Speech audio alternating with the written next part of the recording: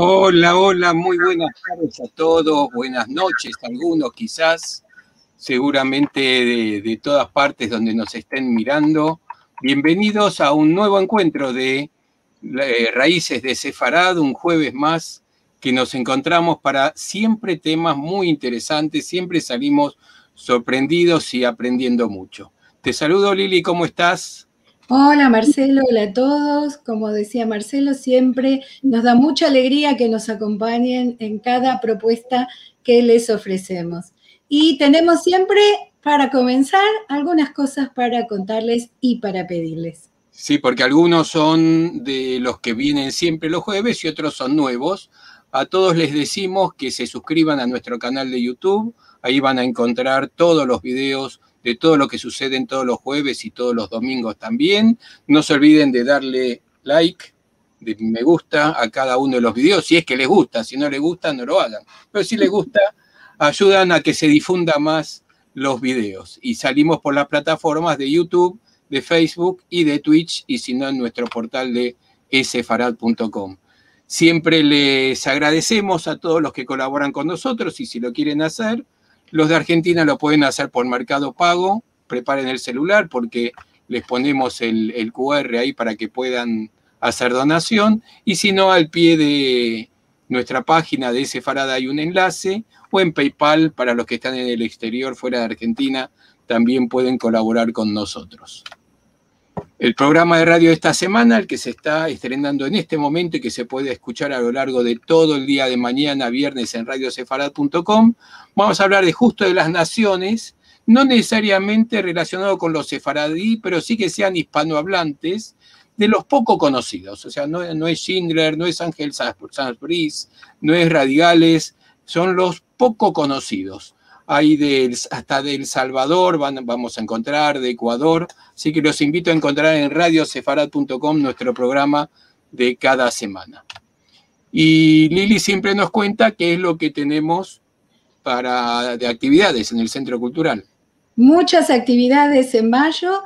Comenzamos con una parte especial del curso de ladino sobre el ciclo de vida, el nacimiento, tefilín y boda, y también tenemos curso de gramática y curso de ladino inicial. Así que nos pueden encontrar en sefarad.com con ese mismo afiche y ahí se van a poder enterar de los cursos y los horarios. Tenemos también un excelente taller de danza oriental, sefaradí y marroquí. Esto funciona los viernes por la mañana en hora de Argentina. La profesora es de origen marroquí, es muy divertido y muy bueno para la salud. Así que los invitamos tanto de manera presencial en nuestro centro cultural con todos los cuidados y los protocolos del COVID, o también se puede tomar por Zoom si no están en Buenos Aires. Y continuamos con el ciclo de cursos con la profesora Alicia Benmergui y estamos en este mes de mayo ofreciendo una visión del judaísmo del norte de Marruecos, Algeria, Libia y Egipto. Interesantísimo. Como cada semana tenemos los domingos al mediodía en hora de Argentina, los encuentros de Al-Had, y vamos a tener este fin de semana al Centro Sefaradí de Estambul como anfitrión, y ellos van a traer como invitados a dos jóvenes que nos van a hablar sobre el punto de vista de nuestros mancebos, de nuestros jóvenes justamente. Esa actividad que llevamos a cabo los domingos es totalmente hablada en ladino. Y el próximo jueves vamos a tener como invitada a Luisa Maya. Ella es licenciada en nutrición y nos va a hablar sobre los trastornos genéticos de la alimentación en Sefaradim y Ashkenazim. Así que todos los temas y las propuestas que les ofrecemos creo que son sumamente interesantes. Esto es para los ashkenazim que se ponían celosos, decían, todo sefaradim, la de la semana que viene es para todo el mundo. Bueno, y hoy tenemos este tema tan interesante para todos y nunca pierde vigencia. Baruch Spinoza, entre la rebelión y el anatema. Tenemos como invitado al Rab Felipe Yaffe. Hola Felipe, ¿cómo estás? Hola Lili, ¿cómo te va? Hola Marcelo, ¿cómo están? Antes de empezar, voy a hacer una breve presentación de nuestro querido rabino Felipe Jaffe. Digo pequeña porque tendría mucho para decir, pero queremos escucharte. Así que solamente para la gente de afuera que no te conoce tanto, vamos a nombrar una pequeña parte de tu extenso currículum. El rabino Felipe Jaffe es licenciado en Biblia e Historia Judía por la Universidad Hebrea de Jerusalén, es doctor en Biblia y autor de numerosas publicaciones.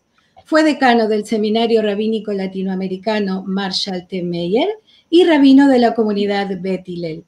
Es fundador y docente del Instituto Kibun y presenta conferencias en congresos, seminarios y es invitado a dar cursos en instituciones y universidades.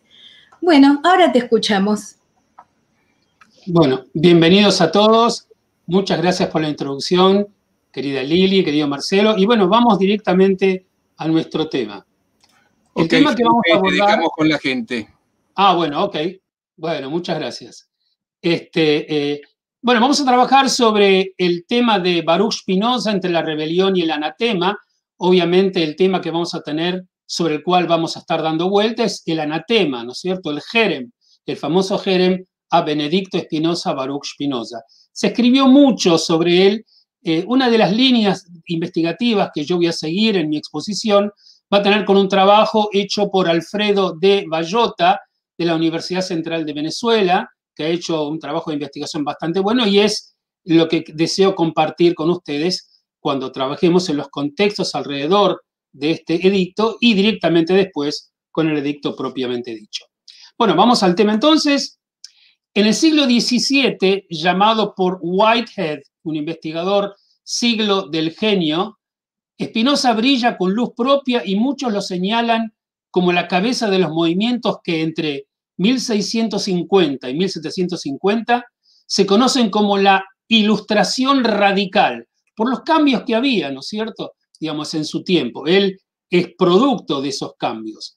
Spinoza satisfizo todas las expectativas clásicas de lo que debe ser un filósofo, porque intentó y dio respuesta a casi todas las cuestiones metafísicas, morales, políticas, epistemológicas más importantes en forma clara, sin ocultarse detrás de la palabra de retórica vana. Pero su ingreso a la vida pública, por así llamarla, se dio justamente de manera coincidente con su expulsión, su dura expulsión de la comunidad judía de Holanda el 27 de julio de 1656. Si nos preguntamos con una aproximación no especializada, ¿qué hace un filósofo? Bueno, la respuesta podría ser procurar el desarrollo de una visión global del mundo y de la posición del hombre dentro de ese mundo. Su vida y su obra fueron uno de esos ejemplos de honestidad y valentía intelectual.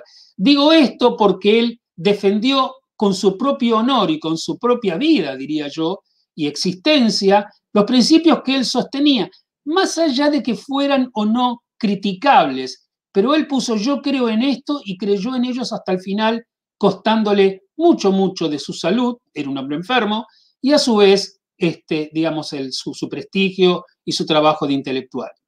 Entonces, bueno, justamente a partir de esto, que es lo más difícil, le permitió ir hasta donde el pensar lo llevó, sin claudicar, sin hacer concesiones y ofreciendo los resultados de su recorrido a los otros. Compartía lo que él tenía.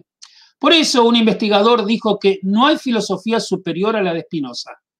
Tal vez un poco exagerado, pero realmente el valor que le están entregando al trabajo spinociano. Con la razón no se puede ir más allá de lo que él llegó.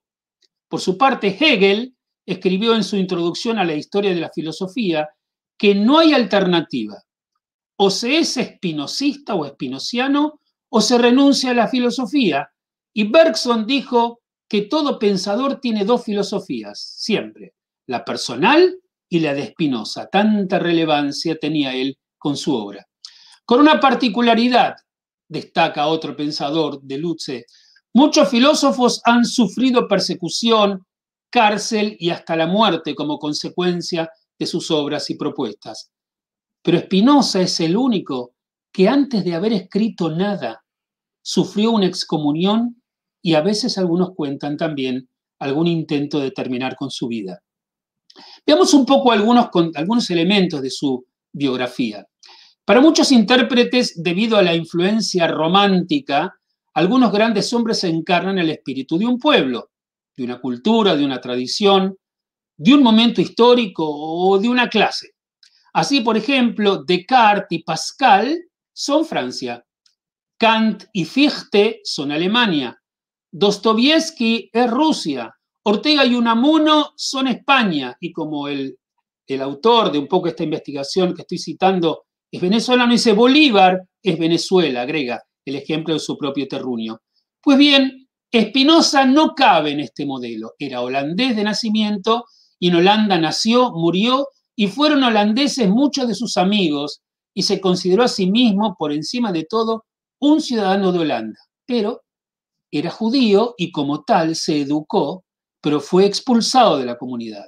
Español por tradición familiar, a que sus padres eran portugueses convertidos, es decir, marranos. Esta mezcla de identidades llevaban a Spinoza, que era un agudo intelectual, a repensar y a rever absolutamente todas las cosas. El castellano y el portugués fueron sus lenguas maternas, junto con el ladino, y los portugueses fueron sus poetas favoritos. Pero escribió en latín y conocía bien el hebreo, y hay quienes defienden que pensaba en hebreo y, por supuesto, dominaba el holandés, ya que por sus negocios, él era óptico, ¿no? Vamos a tocar ese tema en un minuto, operaba en la bolsa, pero solo escribió en holandés, en Dutch, algunas de sus cartas, ¿no? Para Spinoza, nación, cultura, religión, tradición, no fueron ni dones ni realidades con los que lo dotó la vida. Todas esas cosas para Spinoza fueron problemas, desafíos, dificultades. Por eso mencionaba que aquellas características que van tallando el perfil de un pensador, para Spinoza se transformaron en desafíos que él tenía que superar para transmitir lo que pensaba, para hacerse entender y para escribir sus obras. Spinoza estudió unos 13 o 14 años en la escuela de la sinagoga de Ámsterdam, ¿no es cierto?, llamada el Árbol de la Vida, a cargo del rabino muy importante y que brillaba con luz propia en su tiempo, Saúl Levi Morteira, considerado una de las mentes judías más brillantes del siglo XVII. Si bien los sefaradíes habían intentado conservar ritos y costumbres, lo habían hecho en el patio trasero, ocultos, perseguidos, por supuesto, los que venían de Portugal, de España, y mucho de todo ello se había perdido, como el conocimiento del hebreo, al par que rituales y prácticas se habían deformado. Eran judíos de voluntad más que de formación. Sabemos que, digamos, aquellos que lograban salir de España o de Portugal iban directamente a Ámsterdam para recobrar su propia identidad, ¿no? Inclusive la formación de estos judíos estaba fuertemente cargado de contenidos católicos, porque cuando eran marranos viviendo en España y en Portugal, tenían la obligación de concurrir a instituciones católicas y, por supuesto, eso lo habían aprendido. Entonces, de pronto cambiaban la identidad porque lo que toda la vida estuvo oculto, en Ámsterdam lo podían abrir. En la escuela, Baruch leyó el Talmud, la Torá, aprendió hebreo y llegó a conocer las escrituras con excelencia y era reconocido por ello. Pero este esfuerzo por recuperar la ortodoxia del judaísmo no carecía de resistencia, principalmente alojada en la lengua porque los sefaradíes que habían leído la Biblia en la versión de Ferrara, ¿sí?, una Biblia traducida, digamos, al hebreo y al judeo-castellano, consideraban entonces por ese motivo que el castellano era la lengua por la que había que pasar para llegar a Dios. Y en castellano estaban sus clásicos y sus obras litúrgicas. El rabino también maestro de la sinagoga, que representaba esta corriente, enfrentado en muchas ocasiones con Morteira, era Menashe ben Israel, nativo de Madeira, el hombre que se iba a proyectar más adelante en la historia general del pueblo de Israel. Diplomático, un hombre a la moda, latinista, y que fue pintado por su amigo Rembrandt, que nos permite tener una imagen de lo que él fue, que instaló la primera imprenta judía. De manera que tenemos una colectividad de artesanos, comerciantes, con una alta preocupación espiritual, buscando renovar su fe que, aunque admitida en Holanda, tenía controles, que día a día recibían noticias de sus compatriotas perseguidos en la península ibérica y Europa, y que se debatía entre dos corrientes culturales internas. En lugar de seguir la escuela de rabinos, pero sin dejar de estudiar con Morteira, Baruch ingresó a trabajar con su padre, quien murió en 1654. De paso, comentamos que ese es el momento donde él termina de romper con los atavíos y con las ligazones que tenía con la religión, porque su padre era un personaje muy reconocido en la comunidad y él ya se sentía un poco distante de todo eso. Por ello, con su hermano Gabriel, se hicieron cargo de la casa comercial de la familia, que se llamó entonces Bento y Gabriel de Espinosa. Era un negocio de importación y exportación de bienes con Portugal, que incluía operaciones bancarias y de financieras, pero que por ese entonces no se encontraban en un momento floreciente debido a una de las varias guerras con Inglaterra y sus bloqueos. Pero por negocios frecuentó la bolsa de Ámsterdam, donde tomó contacto con miembros de las sectas cristianas disidentes y minoritarias que se asociaban con los judíos para mejor defender sus intereses comerciales frente a la mayoría calvinista. Por supuesto, digamos, Holanda ya era una grande de las banderas de la Reforma, ¿no? Esto sitúa al joven Spinoza totalmente inmerso en el mundo y los conflictos cotidianos. El latín, que es otro de los idiomas que él manejaba y el idioma que él utilizó para escribir sus obras, aparentemente lo estudió con Francis van den Enden, un antiguo jesuita que había fundado una escuela donde enseñaba ciencias, matemáticas, la filosofía cartesiana y el latín, que mantenía sus lazos con el catolicismo, a pesar de estar prohibido en Holanda, ¿no? Ahí también había censura en ese sentido. A su escuela en Holanda concurrían judíos, me refiero a la escuela de Francis van den Enden, concurrían judíos, cristianos liberales y anticlericales, y Spinoza estudió con él desde que tenía 20 años. Allí se leía y discutía a Hobbes, Descartes, Lucrecio, y se representaban obras de los dramaturgos latinos.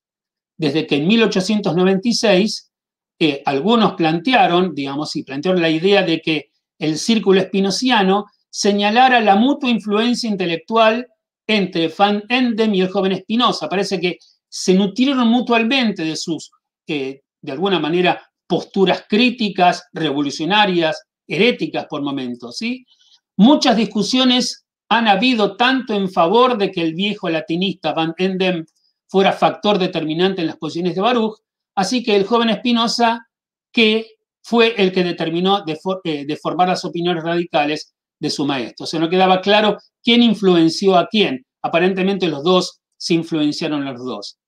Es muy poco lo que se sabe de Spinoza inmediatamente después de su expulsión, hasta 1660. Es probable que se quedara en Ámsterdam dedicándose a los estudios de las obras de los neoclásicos. Puede que también los rabinos se hayan dirigido a la autoridad civil para que lo expulse de la ciudad, ya que se sabe que estuvo en Ouderkerk, una aldea cercana a Ámsterdam, en la que se encontraba el cementerio de la comunidad judía portuguesa, donde estaban enterrados sus padres. También es muy probable que se haya reunido con Van Enden, ayudándolo a su escuela, y en 1670 se mudó a La Haya, ¿sí? A The Hague, donde le alquiló una habitación al pintor Van der Spijk hasta su muerte en 1677 a los jóvenes 45 años. Es un poco su historia, ¿no? En términos generales. Vamos a compartir el edicto y vamos a ver qué es lo que podemos aprender de él respecto de nuestra figura. Ok, bueno, aquí tenemos una copia del original. Si algunas pueden mirarlo despacito, van a encontrar, por supuesto, la fuerte presencia del portugués, pero mucho del yidio y del ladino también se va a encontrar acá. Así que es fascinante. Bueno, no lo vamos a leer de acá, pero es maravilloso poder ver cuál era el original. Vamos al texto, ¿ok? Leamos el texto de la excomunión que tuvo lugar el 27 de julio de 1656 en la sinagoga del barrio judío de Ámsterdam, cuando Spinoza tenía 24 años para hacer de lo que tratamos. Tengan en cuenta, como mencionamos antes, que Spinoza no había publicado nada. Era tan cuidadoso que cuando se publicó una obra, se publicó con un seudónimo para no generar problemas. Y otra obra, me refiero a las dos grandes obras de él, el Tratado Teológico Político y la Ética, se publicó post-mortem. Él publicó un par de obras antes que tenían que ver más con la elucidación a pedido de un alumno de él sobre determinados criterios de cómo entender determinados pensadores filosóficos, ¿sí? Pero nada que en lo revolucionario. Entonces, en realidad, todo esto surge sin que haya nada escrito de él y con tan solo 24 años ya lo estaban excomulgando. Así dice el texto. Los señores del Ma'amad hacen saber a sus señorías, como hace días, teniendo noticias de las malas opiniones y obras de Baruch de Spinoza, procuraron por distintas vías y promesas apartarlo de sus malos caminos. Primero, habla de la gente del Ma'amad. Ma'amad es una palabra hebrea que significa status. Ma'amad de la palabra Omed. ¿Sí? Pues me refiero a la clase dirigente, a los señores del Ma'amad. Les quiero recordar que el padre de Spinoza también en su momento, no en este momento, pero había pertenecido también al Ma'amad, ¿no? Y esto es interesante en la cuestión de la jerarquía sinagogal y la jerarquía comunitaria, ¿no es cierto? Entonces dice el texto, entonces dice que intentaron apartarlo de sus malos caminos y que no pudiendo remediarlo, antes por el contrario, teniendo en cada día mayores noticias de las horrendas herejías que practicaba y enseñaba de los actos monstruosos, es la traducción del original, miren las cosas que dicen, teniendo de ellos muchos testimonios fidedignos que presentaron y testificaron todo en presencia del susodicho Spinoza, y quedando convencidos que, examinado todo ello en presencia de los cánones rabinos, decidieron con su acuerdo que dicho Spinoza sea excomulgado y apartado de la nación de Israel, como por lo presente lo ponen en excomunión con la siguiente excomunión. Y sigue. Espera un segundito, la parte de arriba sale como borrosita, con la sentencia, atención con esto, con la sentencia de los ángeles y con el dicho de los santos, con el consentimiento del Dios bendito y con el consentimiento de toda esta comunidad santa y en presencia de estos libros santos, ahí me paro y quiero explicar antes. Fíjense, con la connivencia o el apoyo de los ángeles, de los santos, con el consentimiento del cielo, ¿no es cierto? Y el consentimiento de la santa comunidad. ¿Esto a qué nos recuerda? Nos recuerda el Kol Nidrei. ¿Recuerdan cuando comienza Kippur? Que lo que primero se hace en Yom Kippur cuando comienza, en algunas sinagogas después del Matobu, después de que comienza esta declaración de principio, donde se va a tomar la decisión de que los pecaminosos puedan rezar junto con los otros como parte de la comunidad, comienza diciendo Vishivash el Mala, Vishivash el Mata, Aldata Makonde, Aldata Kaal, en la reunión del cielo, en la reunión de la tierra, de acuerdo a la voluntad de Dios y de acuerdo a la voluntad de la santa comunidad. Anu Matirim Leit Palel y Mavarianim. Nosotros autorizamos a rezar con los transgresores. Así comienza Yom Kippur y lo decimos 3 veces esto. Este espíritu de decisión comunitaria global unida a lo celestial es lo que también está primando acá en el edicto de Spinoza. Y dice el texto, con los 600 preceptos que en ellos están escritos, todo esto que estamos diciendo, nosotros excomulgamos, apartamos y execramos a Baruch de Spinoza con la excomunión con que excomulgó Josué a Jericó, con la maldición con que maldijo Elías a los jóvenes y con todas las maldiciones que están escritas en la ley. Y dice, maldito sea de día y maldito sea de noche, maldito sea al acostarse y maldito sea al levantarse. Un poquito más abajo, Marcelo, si podemos ir, están las explicaciones. Por ejemplo, lo primero que vemos es con respecto a la maldición que estaría invocando concretamente la excomunión con que excomulgó Josué y Yoshua a Jericó. Acá tenemos la fuente, digamos, una fuente de eso. Perdón, este es el punto B, el punto A, el que está más arribita. Ahí está.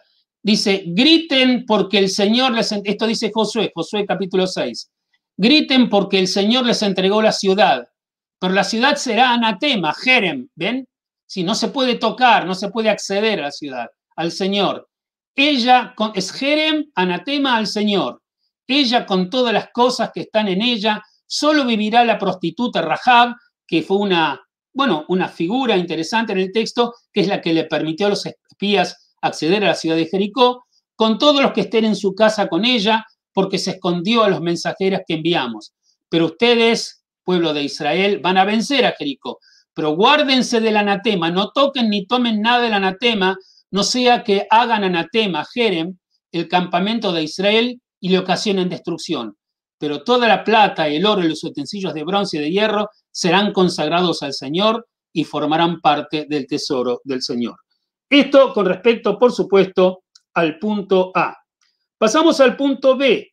El punto B está hablando, dice concretamente en el tema de la excomunión de Jericó, con la maldición con que maldijo Elías a los jóvenes, ¿sí? Acá hay una maldición que estaría realmente maldiciendo a unos jóvenes que están allá, ¿no?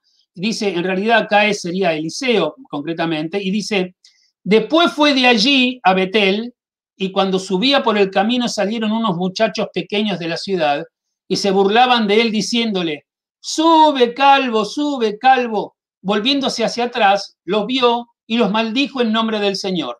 Entonces salieron 2 osos del bosque y despedazaron a 42 de aquellos niños. Así cuenta el relato bíblico, no es nuestro tema hoy, pero básicamente hay una cuestión de maldición y el texto dice que el profeta se fue al Monte Carmelo y de allí volvió a Samaria, ¿no? Esta sería la intensidad del castigo, ¿no? Comparándolo con el castigo del profeta en el caso de la ciudad de Betel.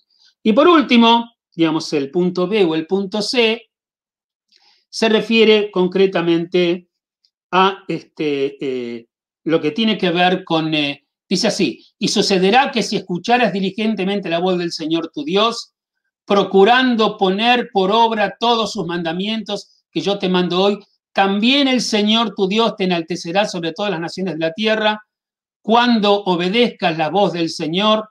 Esto está en Deuteronomio, sí, porque recuerdan que el texto había dicho, advirtiendo que nadie puede hablarle, etcétera, etcétera, y dice en el texto, en la parte C, maldito sea aquel que no cumple con estos preceptos, y bueno, y esa maldición que le está cayendo a Espinosa porque no cumplió con los preceptos y desafiaba la Torá, está tomada de Deuteronomio 28, y dice, y sucederá que si escuchas diligentemente la voz del Señor tu Dios, procurando poner por obra todos sus mandamientos que yo te mando hoy, también el Señor tu Dios te enaltecerá sobre todas las naciones de la tierra, cuando obedezcas la voz del Señor tu Dios. Vendrán sobre ti todas estas bendiciones y te alcanzarán. Bendito seas en la ciudad y bendito en el campo. Bendito será el fruto de tu vientre, el fruto de tu tierra. Todo esto sin cumplir con los preceptos.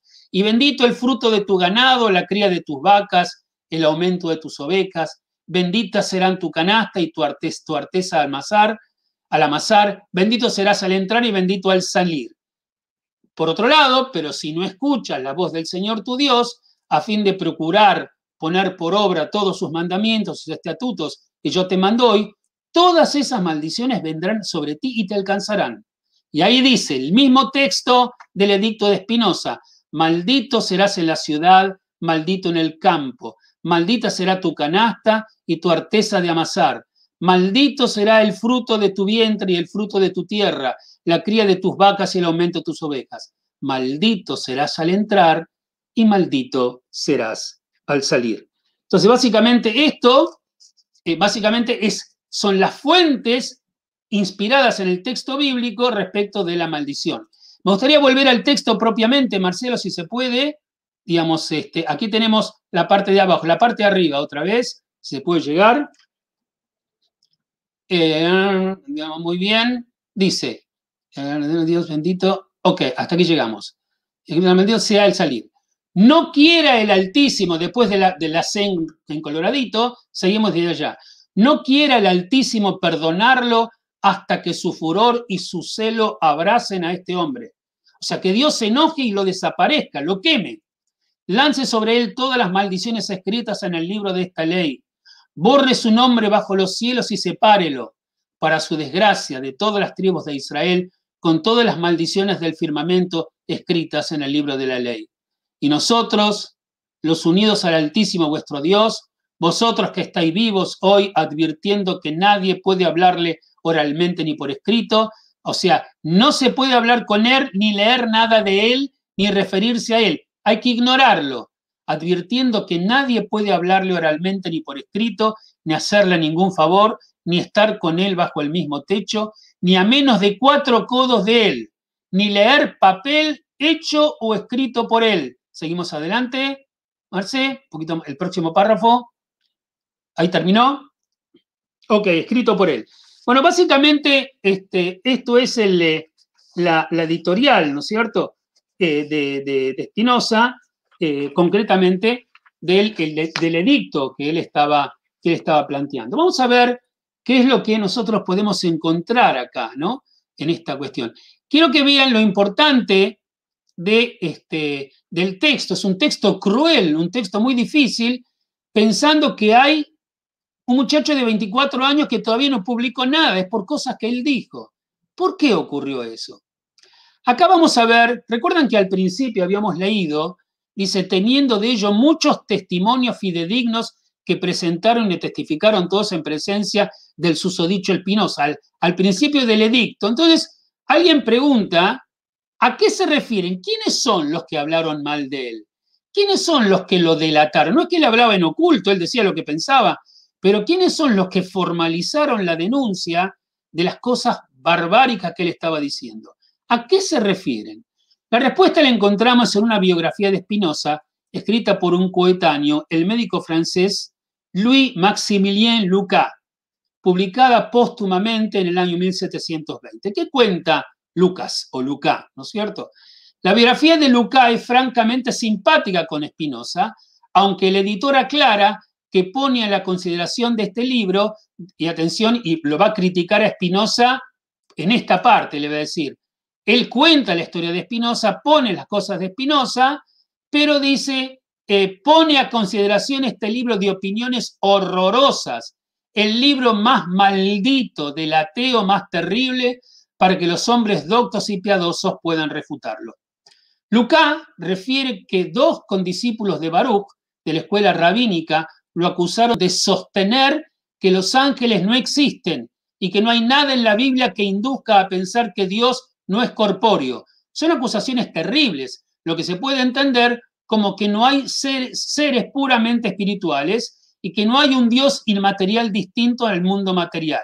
O sea, concretamente, acá no vamos a entrar en teología profunda, pero básicamente en las críticas de Spinoza, sobre todo en lo que él va a publicar en el Tratado Teológico Político, en los capítulos que tocan en la valoración de la narrativa bíblica, va a plantear bajo su teología, donde el Dios o el Dios de Israel, en realidad, o el Dios en el que él cree, es un Dios, en realidad se llama Deus sive natura, es el Dios de la naturaleza, no es un Dios que se revela, no es un Dios que tiene empatía, es un Dios más impersonal, es un Dios inmanente, ¿no es cierto? No trascendente, sino inmanente, que se ve todo para adentro, y él termina concluyendo con que su visión de Dios es que Dios es la naturaleza, ¿no? Deus sive natura, Dios es la naturaleza. Entonces, en consecuencia, en función de esto, tampoco hay alma separada del cuerpo y que el alma es idéntica a la vida. De alguna manera podemos poner esto. Estos muchachos, según Lucas, habrían ido donde los rabinos y le habrían comentado que Spinoza andaba diciendo estas cosas.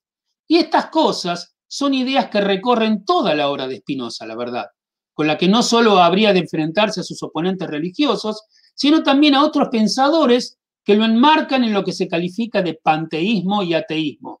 Algunos dicen que es lo mismo, otros no, es una gran discusión, ¿sí? Panteísmo, el concepto de panteísmo es que Dios es la naturaleza. Bueno, pero si Dios es la naturaleza, bueno, muchos ateos piensan que la naturaleza existe. Nadie lo cuestiona. Entonces dicen, bueno, en aquella época sostener panteísmo es medio como sostener ateísmo. Otros dicen que no, que son cosas distintas. Y bueno, la polémica sigue estableciéndose hasta el día de hoy en función de quién escribe sobre el tema. En el siglo XVII estamos lejos, atención con esto, de la permisividad para expresar ideas como en tiempos de Voltaire, ya unos años más tarde.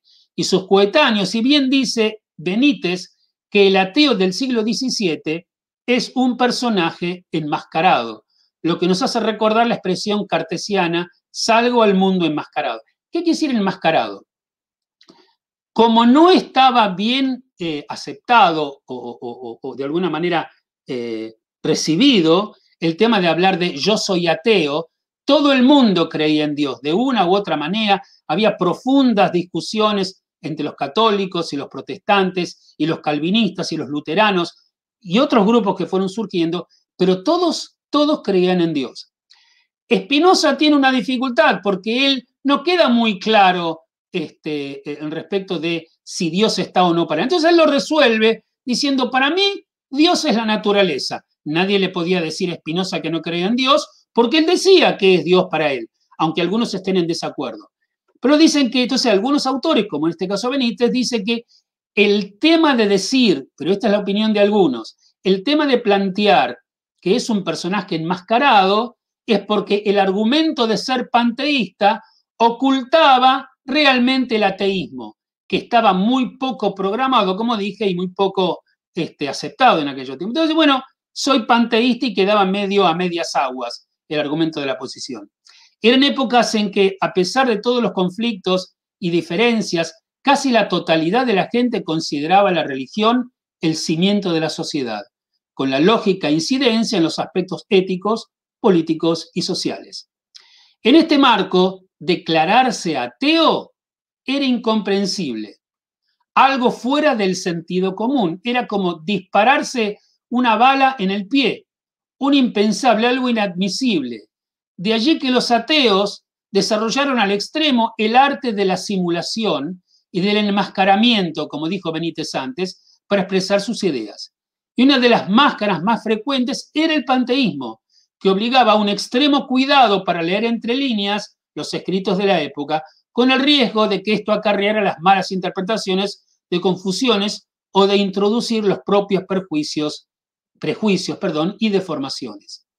Spinoza, con su formulación, que ya mencionamos recién, Deus sive natura, Dios ergo la naturaleza, va a resumir la esencia del panteísmo moderno al punto que, dada la influencia que ejerció en toda la Ilustración, lo que sería llamado panteísmo pasó a conocerse como espinosismo.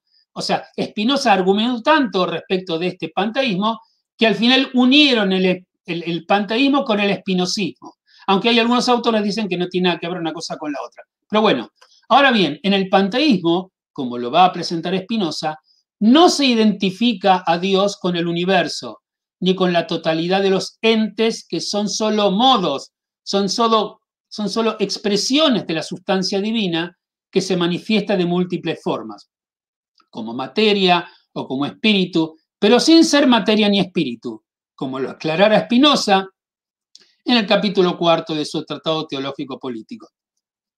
El panteísmo moderno concibe la idea de un Dios inmanente. Inmanente significa que crece para adentro, no es, digamos, trasciende, sino que se va enriqueciendo para adentro, ¿sí? Un Dios inmanente, alma del mundo, fuente de todo movimiento y principio de toda inteligibilidad, que regula la producción de todos los cuerpos y reúne las leyes que ordenan la mecánica del universo. Visto así, por supuesto que el panteísmo niega a Dios, niega el Dios de la revelación, creador del universo.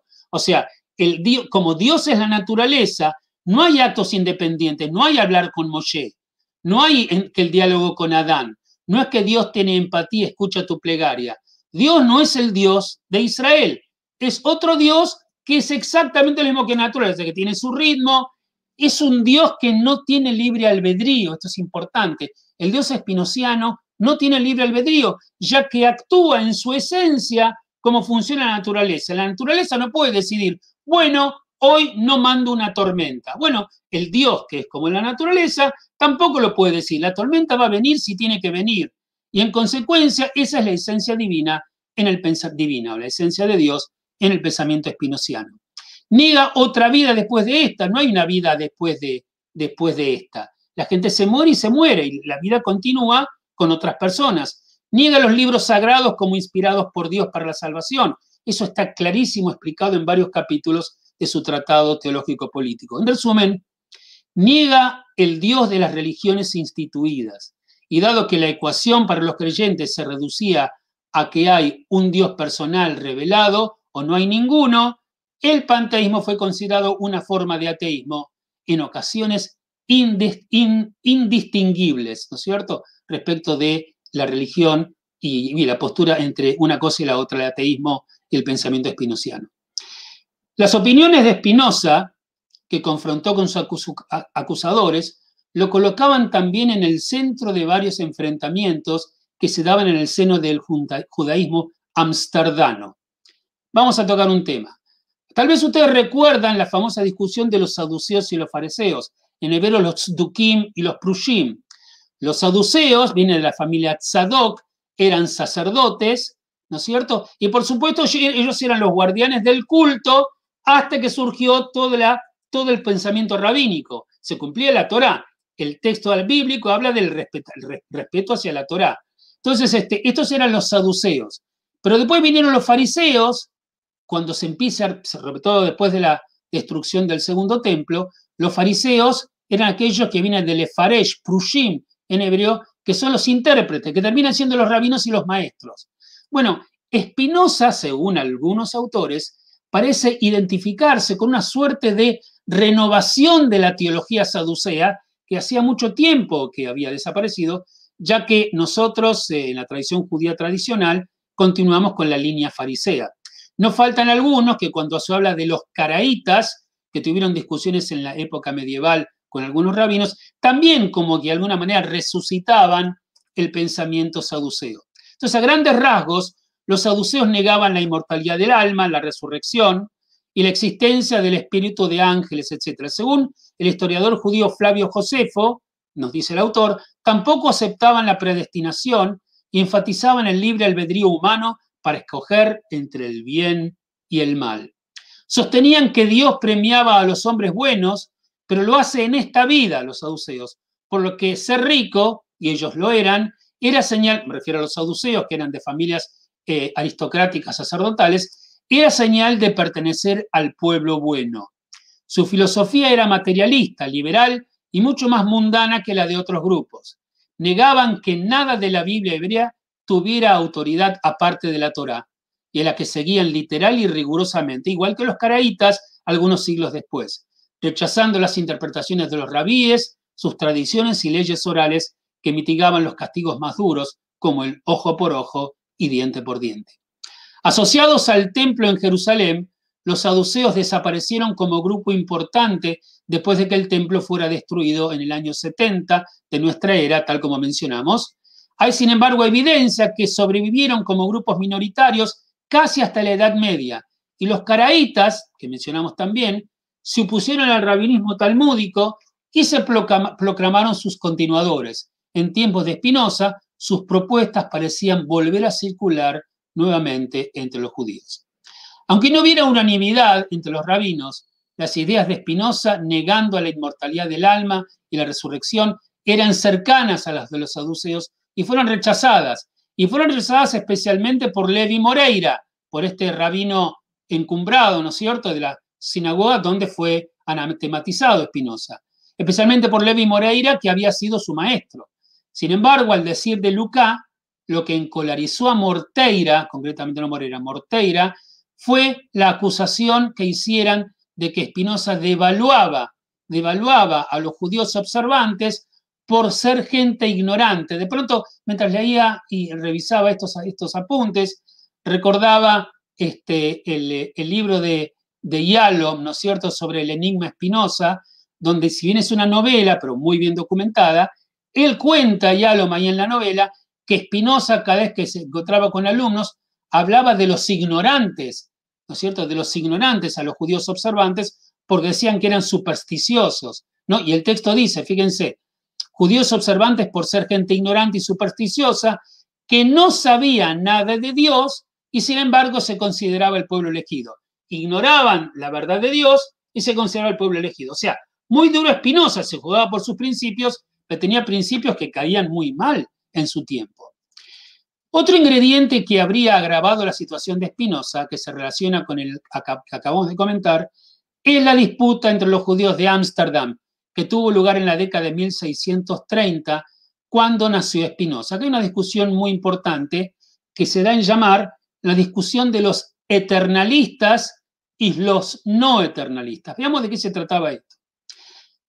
Lo referido es si los castigos de las faltas graves eran o no eran eternas. O sea, cuando una persona transgredía gravemente algo, ¿el castigo es eterno? Por ejemplo, en los 10 mandamientos, el texto dice, Dios guarda su enojo de la segunda, la tercera hasta la cuarta generación de los que lo aborrecen. Casi se hablaría de que el castigo es eterno. Bueno, otros consideraban no, que el castigo no es eterno, que el castigo en determinado se difunde, hay como una nueva oportunidad y un renacer, y los castigos no son eternos. ¿Por qué era importante este tema? Y no era un tema de un ejercicio académico nada más. Porque como muchos judíos que ingresaban a Ámsterdam se escapaban de la Inquisición, y en la Inquisición y en la España católica muchos profesaban a escondidas el judaísmo y el cristianismo lo llevaban adelante de manera descubierta. Entonces algunos sentían que había un pecado que tenían que exculpar. Cuando iban a Ámsterdam, la mayoría volvía a su fe y pedía perdón por todos esos años que se vieron obligados a mantener la tradición cristiana. Entonces concretamente dice así, o católica en el caso de España. Entonces dice el texto, esto es referido a si los castigos de las faltas graves eran o no eternas. El tema dividió a la comunidad en dos bandos. El de los eternalistas, o sea que no hay expiación por los grandes pecados, que sostenían que los castigos eran eternos. ¿Viste? Los eternos hasta que se expían. Y los no eternalistas, que consideraban que por faltas temporales no podía haber castigos eternos, ¿okay? Que el tiempo tenía que terminar con ellos. Los primeros argumentaban que si creían que los pecados graves no eran sancionados eternamente, dicen así, si no son sancionados los pecados graves, la colectividad se debilitaría, incluyendo los marranos de España y Portugal, porque nunca estarían en riesgo la vida eterna. ¿Okay? Hasta que no se terminen de expiar los pecados, no pueden acceder a la vida eterna. Ven, ahí también ya está la diferencia con el pensamiento espinociano. La querella, aunque se mantuvo en secreto, fue tan seria que sometieron el asunto al Tribunal Rabínico de Venecia, que falló en favor de los eternalistas, entre los cuales, por supuesto, estaban Leví Morteira como Ben Israel. Las ideas de Spinoza tenían que ver con este asunto. Había alguna consideración política también respecto de esto. En términos generales, según la reglamentación, todo esto es importante tener en cuenta para poder evaluar que no era solamente maldad, es una situación lamentable de contexto sociopolítico histórico, ¿no?, que había en aquella época. O sea, los judíos sabemos que vivían en Ámsterdam, en Holanda, mucho mejor que en cualquier otra parte de Europa, mientras que eran expulsados de Francia 3 veces, no sé, fueron expulsados en 1630 de Austria y de Inglaterra 2 veces, y bueno, y gestionando que retornen con Menashe Ben Israel, que ya citamos. Bueno, todo eso, pero en Ámsterdam vivían tranquilos. Pero, como alguna vez alguien dijo, un español que leí un texto, dice, ni tan pelado ni con 2 pelucas, ¿no es cierto? Ni tan ni muy, dice el texto. La reglamentación del acceso de los judíos a Ámsterdam estaba reglamentada por un jurista muy importante que se llamaba Grotius, ¿no es cierto? Se admitía, ¿qué estableció Grotius para poder, digamos, legalizar el acceso de los judíos a la vida moderadamente liberal en Ámsterdam? Y atención con esto, porque eso también se entiende por qué la comunidad tomó esa decisión. Se admitía la colectividad judía siempre y cuando fueran ortodoxos. Eso dijo Grotius, el Estado holandés.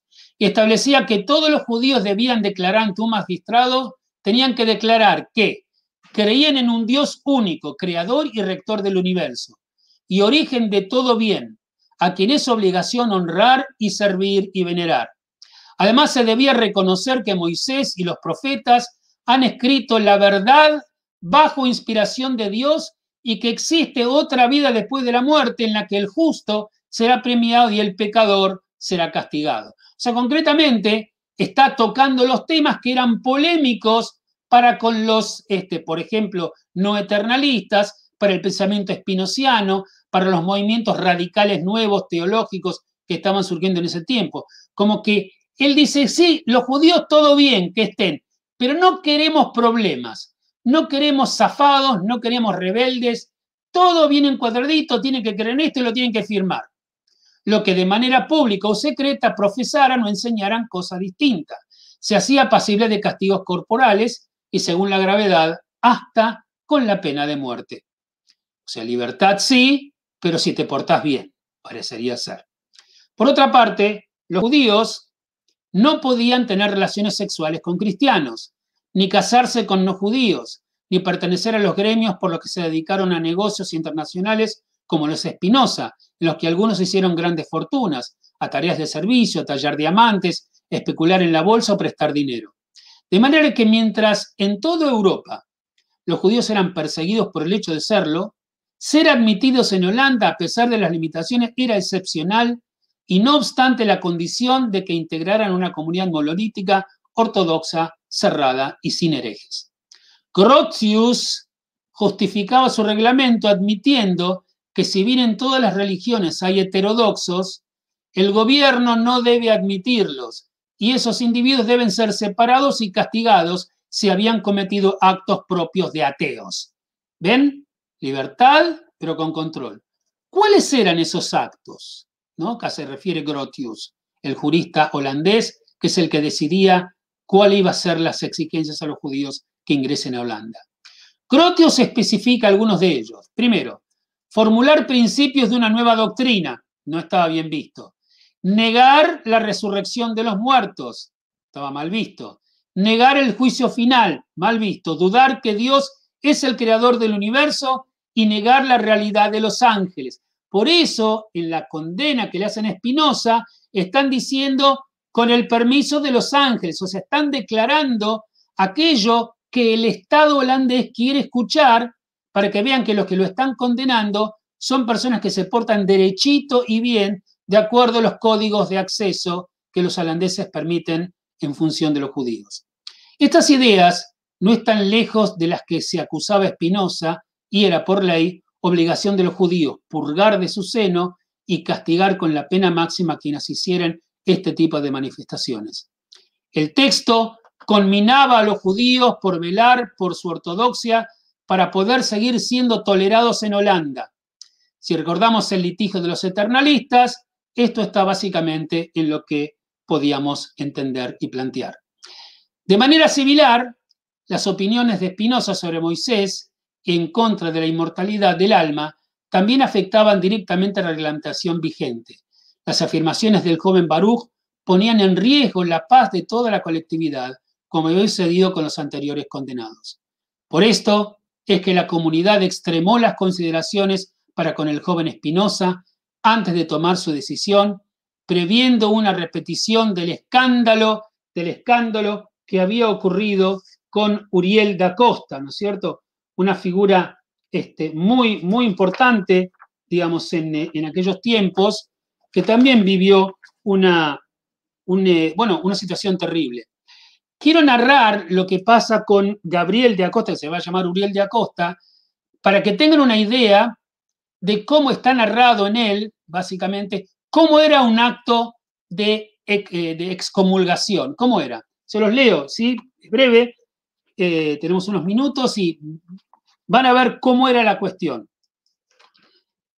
Este Gabriel de Acosta, después se va a llamar Uriel, él va a cambiar el nombre, nacido en Oporto en el año 1575, de familia de ricos comerciantes sefaradíes conversos, estudió religión en la Universidad de Coimbra, donde fue profesor.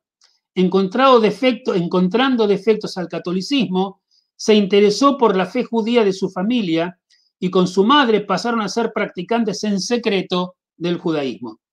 Ante el peligro de persecución por la Inquisición a los falsos conversos, Da Costa con su madre, sus 3 hermanos y su esposa, ¿sí?, emigraron a los Países Bajos. Tras instalarse en la comunidad sefaradí de Ámsterdam, adoptó el nombre de Uriel, variante hebrea de su nombre. Él se llamaba Gabriel, se cambió por Uriel, ¿sí? Se dedicó a estudiar el judaísmo, también empezó a encontrarle defectos a las enseñanzas y a las prácticas del judaísmo, que expuso por escrito y en público. O sea, él pensaba que la gloria de la libertad, cuando iba a huir de la península ibérica, iba a encontrar alegría y dicha en el tema de Ámsterdam. Pero empezó a encontrar cosas que tampoco le cerraban. Lo que pasa es que cuando llega a Ámsterdam, en Ámsterdam, por lo que estuvimos explicando, la comunidad también era ortodoxa y también era bastante cerrada. Entonces no es que era el canto de la libertad religiosa cuando llegasen ahí. Entonces dice, la sinagoga le censuró por sus ideas a Gabriel de Acosta, o Uriel de Acosta, le censuró por sus ideas, concretamente, y sus ideas filosóficas, naturalistas, materialistas, irracionalistas, y fue excomulgado. Devino un libertino, pero lo reincorporaron y encontrando refugio en la comunidad judía de Hamburgo, pero también de allí fue expulsado al cabo de 7 años y 1640.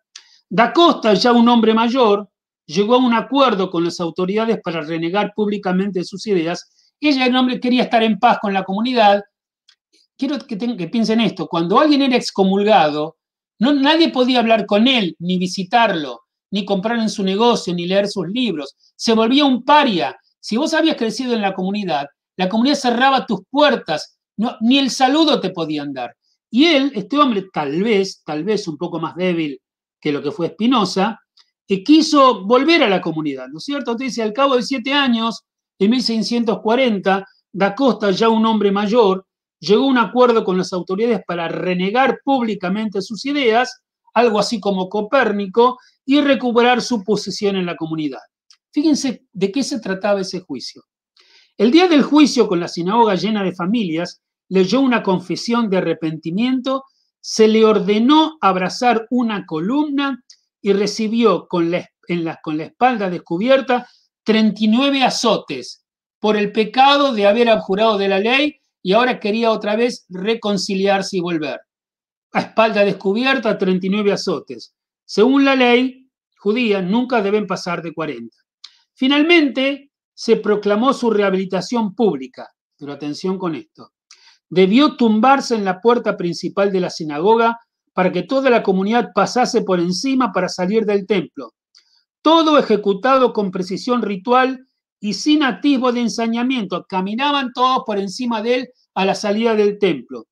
Uriel, finalmente, tras ser felicitado por su entereza ante el castigo, volvió a ser un miembro pleno derecho en la comunidad de la Nueva Jerusalén. El padre de Spinoza era miembro del Mahamad. Probablemente su hijo Baruch, esto ocurrió antes de Spinoza, su hijo Baruch fue uno de los que pasó encima de Uriel. Algunos teorizan, ¿no? Un Spinoza más chico, en quien, en unas memorias que se le atribuyen, narra la humillación vivida de lo que él fue testigo con respecto a Uriel da Costa.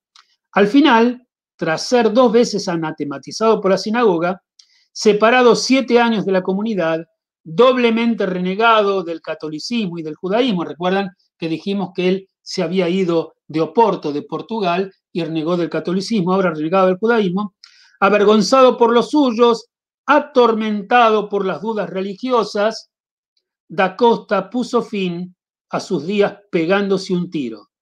Pero la primera bala no lo mató, la segunda sí. El clima era un clima durísimo, un clima terrible.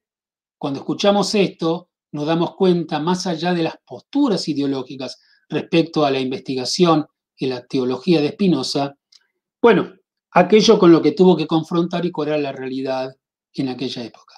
Por supuesto, todo era mejor que la Inquisición y las piras de fuego, ¿no es cierto? Pero no era sencillo la vida en ese lugar. Bueno, abro en este momento, estamos justamente en tiempo y voy a abrir a las preguntas, solo que Marcelo disponga. Podés tomar. Hay saludos, hay preguntas, hay hasta parientes de Spinoza tenemos en los comentarios. Tenemos de todo, bueno. Pero lo que hay muchos son entre una mezcla de agradecimientos y felicitaciones y hasta emociones por un lado, lo que nos trae Spinoza y por otro lado, ¿quién lo trae? ¿No? Escuchar sobre Spinoza de la voz, de la boca y de la cabeza de Felipe es un lujo que nos damos y que creo que se nota que es muy valorado. Así que, si te parece, vamos a leer. Al principio siempre hay más bien saludos. Vale. A ver, Lili, si querés empezar vos. Sí, claro. Gabriel Balbuena nos dice muy buenas tardes, los saludo desde Bogotá, Colombia. Matilde Pinto, buenas tardes a todos desde Palermo, Argentina. Estrella Levi, también desde Buenos Aires, shalom a todos. Adrián Cohen de Buenos Aires, saludos. Elisheva desde Miami, enhorabuena. Liliana y Marcelo, muchísimas gracias. Bendiciones. Yvonne Stern, saludos de Río de Janeiro. Sara Riddle, saludos desde México. Susana Poch, o Poch, no sé cómo se pronuncia, desde Montevideo. José Celdés, shalom para todos desde Mercedes Corrientes. Amelia Urriza, saludos desde Argentina. Dora Schwarzen, saludos a todos. Bueno, eso es lo que ponemos nosotros. Abelina Guiní, hola Abelina, con placer asisto a este encuentro. Con Felipe somos parientes. Guiní, por supuesto. Guiní, seguro. Gracias. Después saludos. Va a aclarar un poco quién es, pero además debo decir primero que nos pone muy contentos que está Abelina y recuerdo siempre de su esposo, de Jacques, uno de esas columnas que sostuvieron el templo de Camargo. Bueno. Raúl Osvaldo Barqui dice, mi abuela se llamaba Iafe. Entonces este debe ser Barquí. O Barquí. Bueno, claro. Se llamaba Violeta Iafe. Ah, mira vos, qué bueno.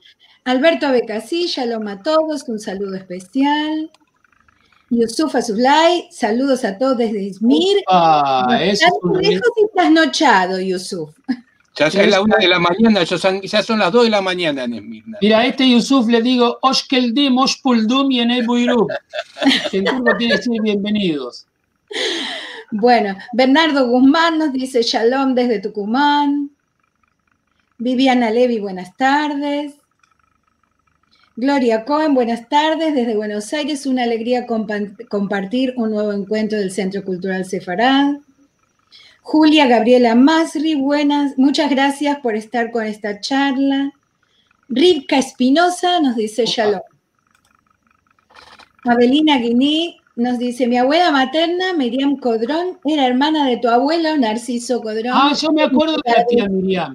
Yo la conocí a la tía Miriam, ¿sí? La tía Miriam. Miriam, no Miriam. Sí. Sara Elisa Codrón también nos saluda con su hola. Mi querida primita.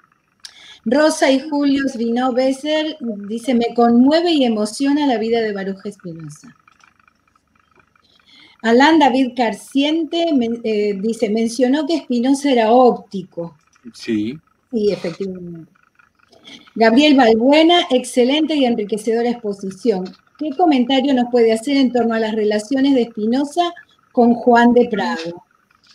Bueno, Juan del Prado era un personaje muy importante. Mira, Juan del Prado, primero que tuvo un destino similar al de Espinosa. Juan del Prado, les comento, nace en el año 1614 en Jaén, aunque algunos sostienen que era portugués.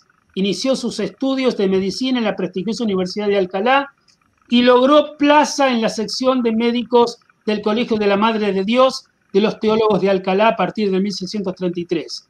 Prado mantuvo una amigable tertulia con Espinosa, al menos durante un par de años, y por esto se le suele atribuir al médico la heterodoxia religiosa espinosista y la consideración de la razón como único criterio de verdad.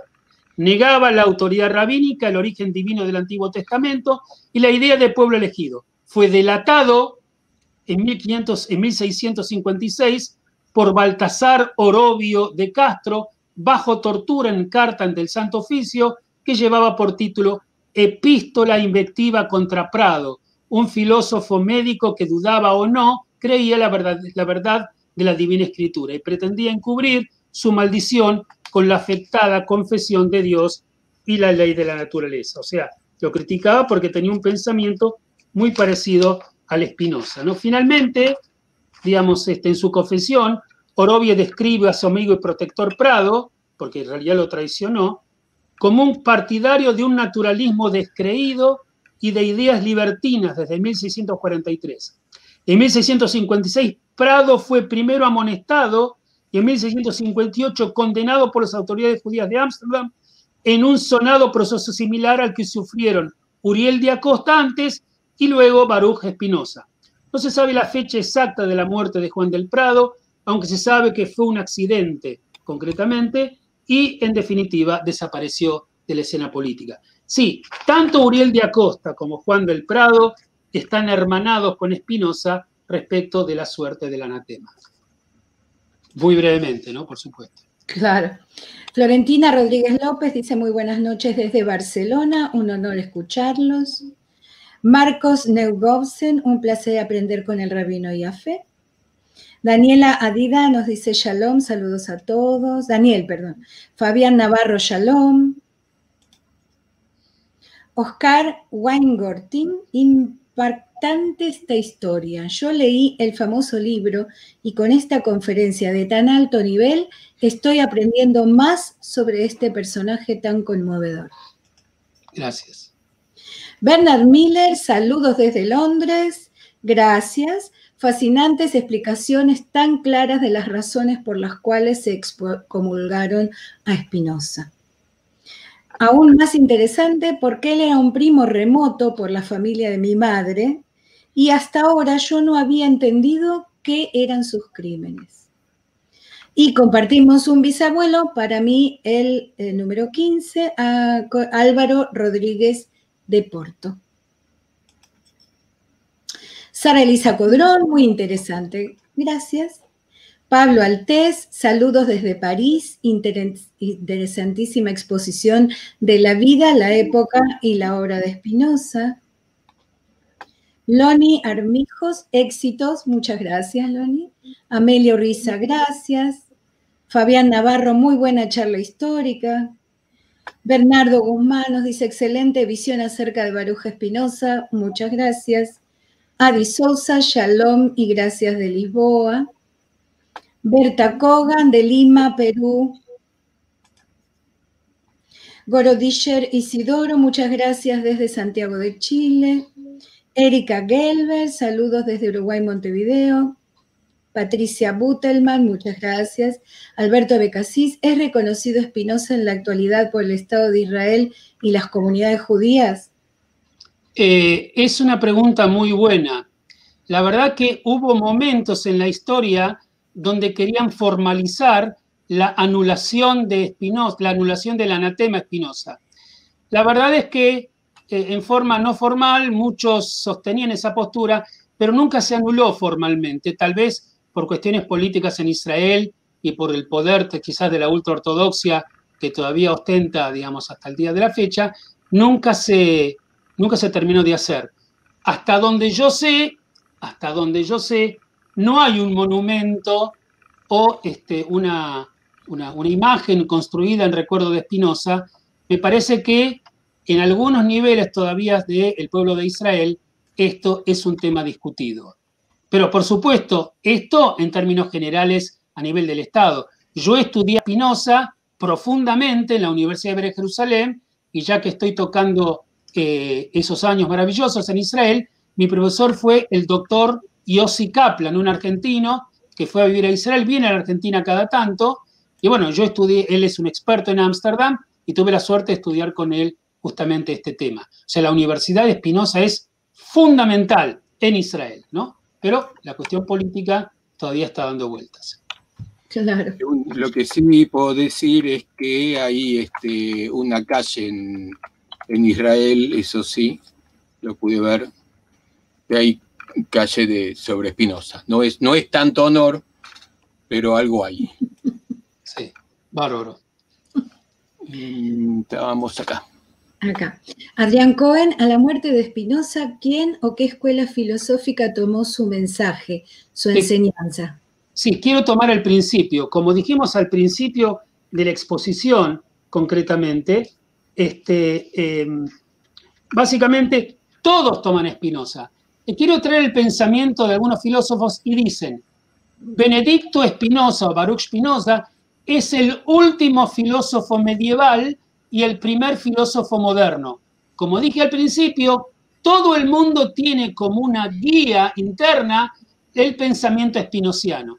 Así como Spinoza tenía a Hobbes, tenía a Descartes, ¿no es cierto?, y otros que influenciaron en su pensamiento, él se transformó en un pensador filosófico que continúa hasta el día de la fecha con una vigencia absoluta. Nadie que no haga un trabajo serio de filosofía puede descartar o no tener en cuenta el pensamiento spinoziano en la filosofía general.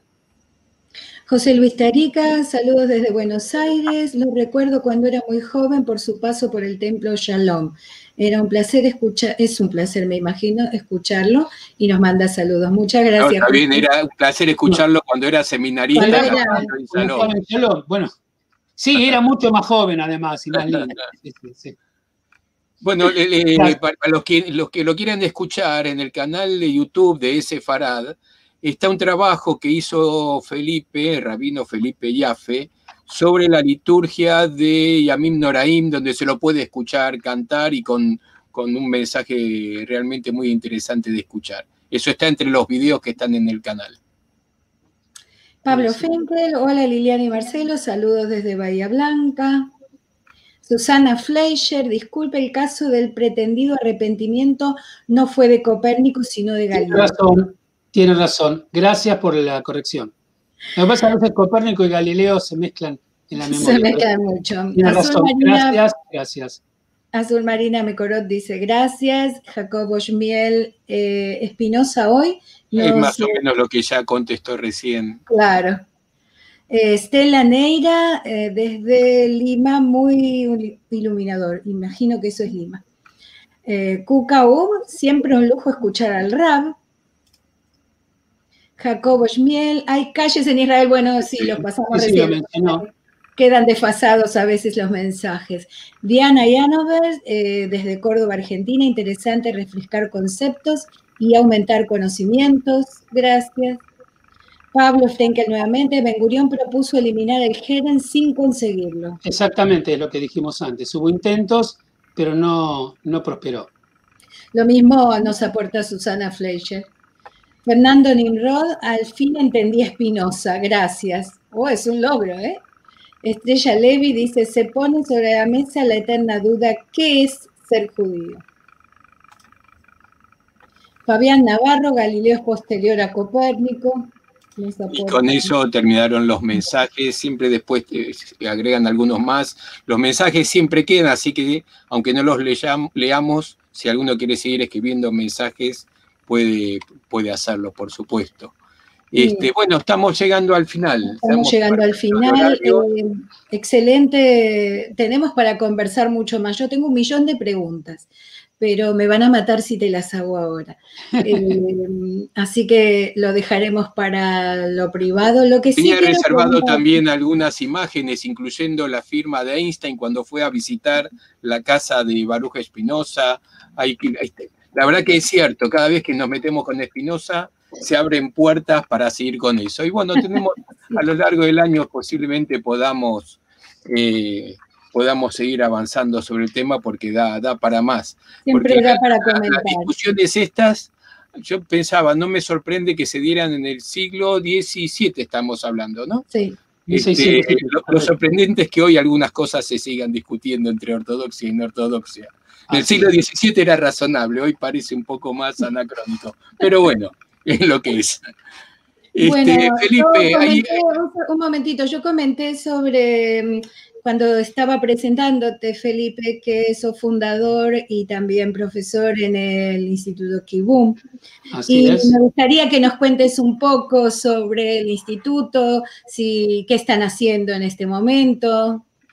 Bueno, fantástico. Bueno, Kibum es un proyecto que fue tomado por mucho cariño por mucha gente y sobre todo desde que venían a estudiar a mi casa, distintos grupos de estudio, y después todos se abroquelearon en el tema de la pandemia en hacerlo por Zoom, y estoy dictando un montón de cursos que, tienen que ver con encontrarnos a estudiar distintos temas. Para poder contactarse con nosotros, básicamente lo que tienen que hacer es, primero, la dirección es kibun.com.ar, el mail es info@kibun.com.ar, Instagram Kibun Argentina y Facebook Kibun Argentina. Bueno, los cursos que estamos dando en este momento, que están allá para aquellos que tienen ganas de incluirse, ¿no es cierto? Tenemos el lunes grandes personalidades del mundo judío y de Israel, Los martes estamos sobre antisemitismo, judeofobia, su metamorfosis a través de los tiempos. Miércoles, crítica bíblica, textos de género y terror en la Biblia, sobre historias de narrativas bíblicas, sobre la cuestión de la persecución y del dolor de la mujer. Acá falta un curso más que tiene que ver con el tema de Torá, los miércoles a la mañana. Estamos estudiando el derrotero de Jacob. Y finalmente, el día jueves a la mañana tenemos dilemas y desafíos del Israel hoy, ¿no? Aquí tienen los datos de cómo comunicarse. Aquellos que tengan interés, va a ser un gusto poder recibirlos. Así que bueno. Muy bien, excelente tarea. Siempre es bueno contar con la posibilidad de tomar alguno de esos cursos y de, bueno, como decías, en estos tiempos de pandemia más todavía, pero siempre es esclarecedor ir conociendo y de tan buena mano como es la tuya, ¿no? Claro. Bueno, buenísimo. Yo personalmente les agradezco mucho y bueno, fue un placer realmente que podamos compartir esto. Y para nosotros un gran honor, realmente. Para mí también, yo quiero decir también que nos une con Felipe muchos años desde que ambos éramos más jóvenes, yo más joven que él. Y la verdad, no era necesario especificar tanto, ¿no? Pero... y la verdad que es más de un placer simultáneo, por un lado por lo afectivo y por otro lado por la capacidad que tiene este hombre de lo que sabe y de cómo lo transmite. Seguro que sí. Y además de los cursos de Felipe, les contamos que nosotros también tenemos algunas actividades y los invitamos a participar de los cursos de Ladino, del taller de danza y también los cursos sobre historia judía en Europa y en América de la mano de la profesora Alicia Ben-Meri. Tenemos actividades los domingos en Ladino para quienes quieran volver a escuchar nuestra lengua querida de la mano de tanta gente en el mundo que hoy todavía la puede hablar. Y la próxima semana tenemos en este mismo horario trastornos genéticos de la alimentación en Sefaradim y Ashkenazim, como decía Marcelo al principio. También en esta oportunidad podemos sumar al público ashkenazí con un aporte tan interesante sobre la genética y la alimentación y qué cosas nos producen a nosotros, los judíos en general. Listo, nos reencontramos o el domingo, o en el viernes en el programa de radio, o el jueves que viene, o en cada momento en el portal en sefarad.com. Ahí está toda la agenda, todos los horarios, todas las horas para cada ciudad y cómo acceder a cada uno de estas actividades virtuales. Y reiterarles la recomendación que vayan a kibun.com.ar para los cursos de Felipe. Chao. Muy bien, muchísimas gracias a todos. Gracias.